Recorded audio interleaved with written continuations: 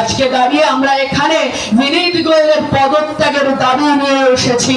আগের দিন ডাক্তার বাবুরা শিরদাঁড়া উপহার দিয়ে গিয়েছিলেন, স্বাস্থ্য ভবনকে ব্রেন উপহার দিয়েছে। আমরা বলছি হ্যাঁ, বিনীত গোয়েলকে তো পদত্যাগ করতেই হবে।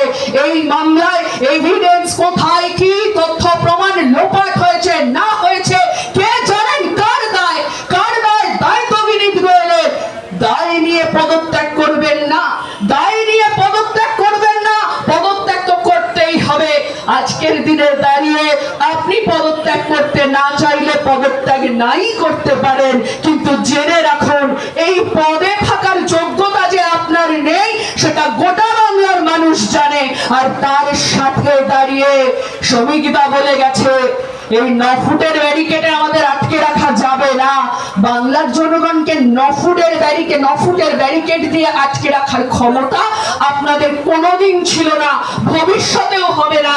আজকে একজন গণতান্ত্রকে ধরেছেন, ক্ষমতা থাকলে আমাদের সবাইকে পারলে অ্যারেস্ট করে দেখান, তবু রাস্তার আন্দোলন কমবে না, এই আন্দোলনের ঝাঁজ এতটুকুও থামবে না। এই কথা বলে আমার বক্তব্য এখানে শেষ করছি। ইনকিলাব জিন্দাবাদ, সিপিআইএম জিন্দাবাদ, বামফ্রন্ট জিন্দাবাদ।